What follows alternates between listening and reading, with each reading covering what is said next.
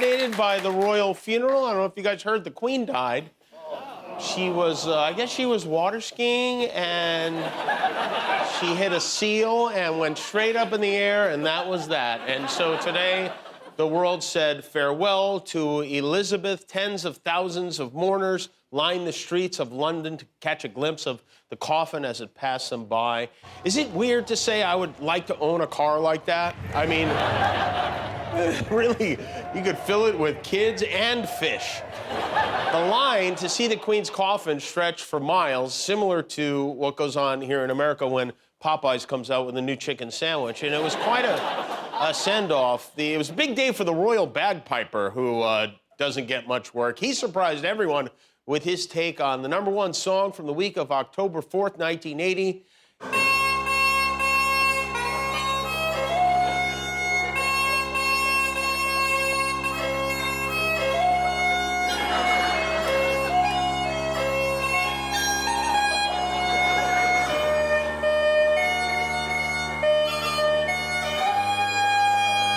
Well, the Queen loved Queen, you can imagine, and she specifically said, when I bite the dust, play it at my funeral.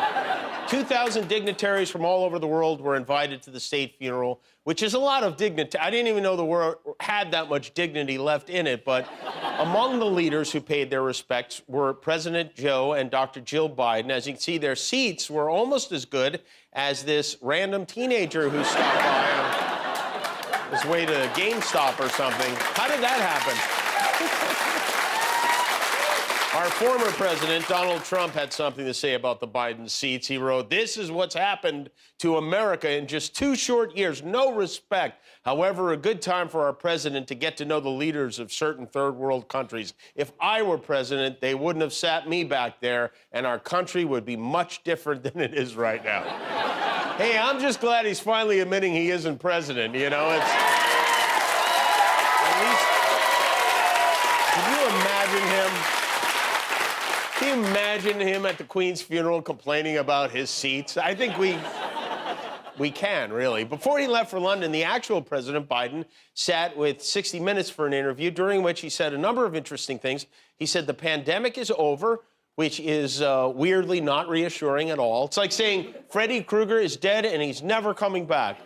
He told Scott Pelley he's not decided whether or not he will run again in 2024, which surprised many. And he also weighed in on those who say he's too old to be president. You are more aware of this than anyone. Some people ask whether you are fit for the job. And when you hear that, I wonder what you think.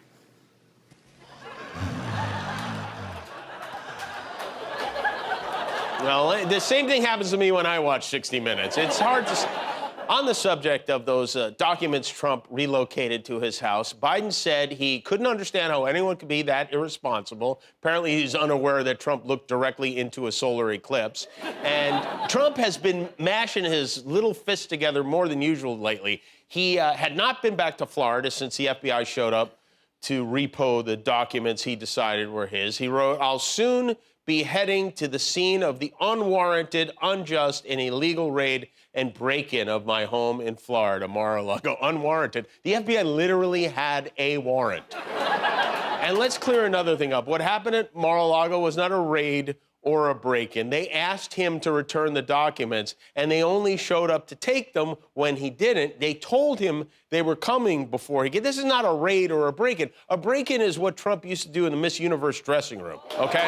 This is, and you're not gonna believe this.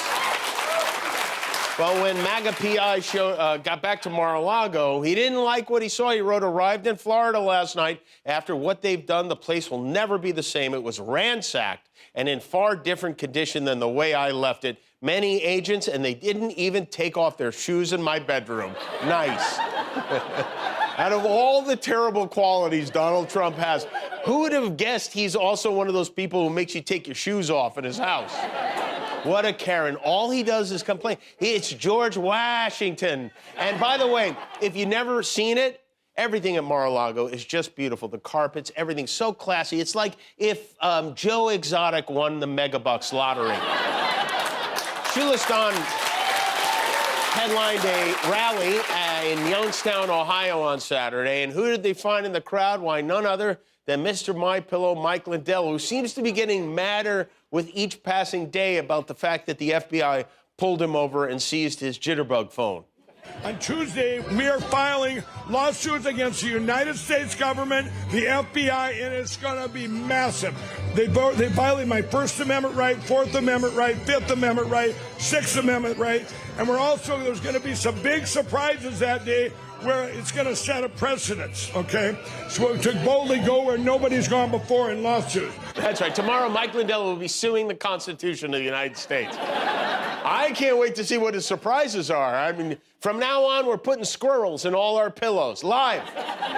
Mike was not invited to speak on the main stage. They stuck him on the parking lot stage, but this is some rally even without him. The venue was only about 2/3 full, but those who did show up, all these people are reacting to what sounds like a QAnon song Trump's people played at the rally. They're holding a single finger up. That means one, which is their average IQ, I think. But it's also...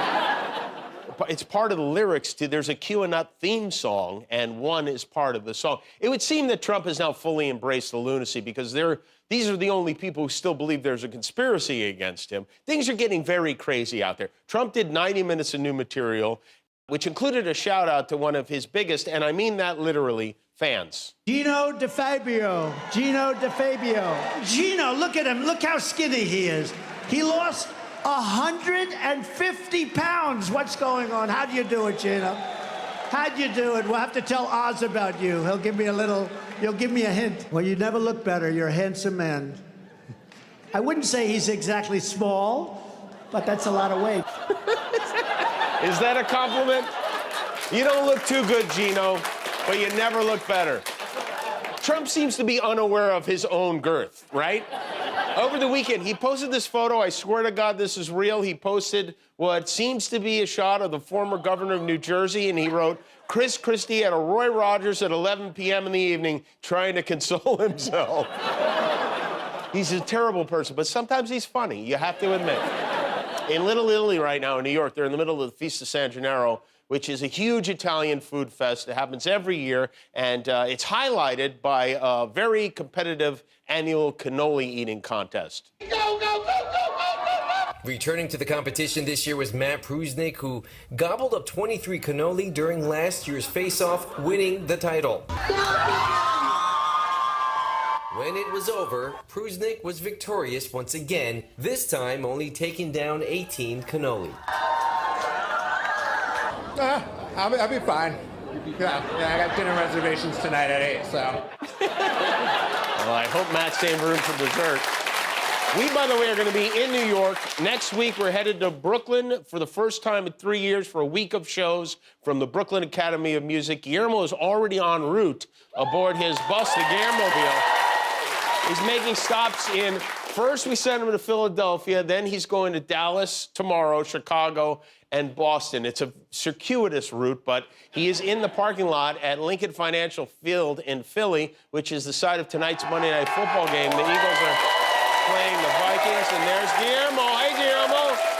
How's it going? Hey, what did you do last night? What have you been doing in Philly? Jimmy, last night I went to eat Italian food. Where did you go? I went to my friend Mark Bakery restaurant. Oh, you did, huh? Oh, yes, Yeah. He's fantastic. Great. And was it good? It was fantastic, Jimmy. I think I gained like 10 pounds. Introduce us to some of your friends there, Guillermo. Right here. What's your hi, name, what's sir? your name? Sean Young. Oh, yeah, I've seen you on TV, Sean. What's going on there, Jimmy? How you doing, my man? You're looking good. Sean, do you do your own makeup, or do you have somebody that does that for you? I do it professionally by myself. 25 seasons, baby. Representing the greatest city and the Nice. greatest fan base in And the who's city. next to Sean there, Yeah, baby. Guillermo? Greatest fan base in the country. This tattooed gentleman. See, now you don't have to get makeup on. You got it on permanently, huh? No makeup for me. No makeup. All my makeup's right Wow. here. I can't I believe actually you're did the all mayor this of stuff myself, too. Philadelphia. Yep, I am. Wow, you got Gritty on your thing. Oh, look at this. Oh, wow, you got Swoop and Gritty. Your body is coming to life. Well, Swoop, we know you're an Eagles fan. that's a yes, yes. Hey, guys, everybody, I want you to know that even though he is wearing an Eagles sport jacket, Guillermo is a diehard Dallas Cowboys fan. Not today! Is that true?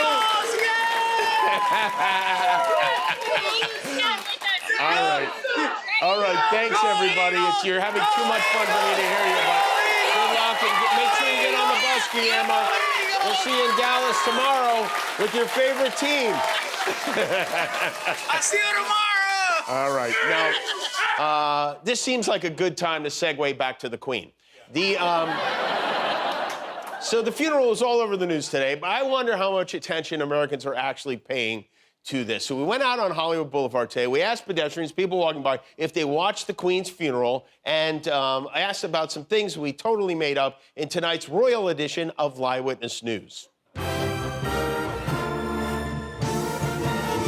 Have you watched at all the funeral of the Queen? Yeah, I've seen a bunch of the stuff on the news about like her going back in the casket and the funeral and everything. When Meghan and Kate got in the physical argument, what was your reaction? I kind of expected it. They have been beefing for a very long time. They don't really get along. The fact that the argument got physical and they actually ended up pulling each other's hair, that entire thing, what was your reaction? I thought it was a little unprofessional. They're supposed to be like the leaders of everything that they stand for in the UK, and then they were just sitting there pulling each other's hair. I thought it was bad on women. I thought it was bad on the UK, the whole royal family. It didn't need to get physical like that, and then it got very physical very quickly, and it was not good. Like, people should not have had to see that, especially on live television. What did you think when you were watching live and you saw the fight break out? Describe it. My immediate reaction was, this is a bit. It's not real. And then it just was real, and it kept going and going, and then the headlock happened, and I was like, okay, so they have their problems just like America does. That's fun. What was your reaction to the photo of Harry and Meghan high-fiving over the coffin? It's kind of wrong that, like, that picture is out there because it looks so wrong, but I'm hoping that it was blown out of proportion and that it didn't really mean anything against the Queen. Where'd you see the photo? On social media. What was your reaction to finding out that the Queen's beloved corgis are sealed up in a tomb with her? Definitely upset. That's something that should have happened. Were you heartbroken for the dogs, the fact that they are going to die in the tomb? And Yes, definitely upset. Definitely heartbroken. It's a shame that the corgis had to die or have to go out like that. And the stat that 400 people have died in line waiting to see the Queen. Oh yeah, I did see about that. Where did you see that? It was on Twitter. Yeah, I just got a notification about it, so I just saw it and was like, wow. It just popped up on your phone? Yeah. And what did it say? 400 like deaths while waiting to see the Queen for 14 hours or something like that. Yeah. And where did you see it? We were in line at Disneyland for Space Mountain. Did it ruin Space Mountain for you? No. The important thing is that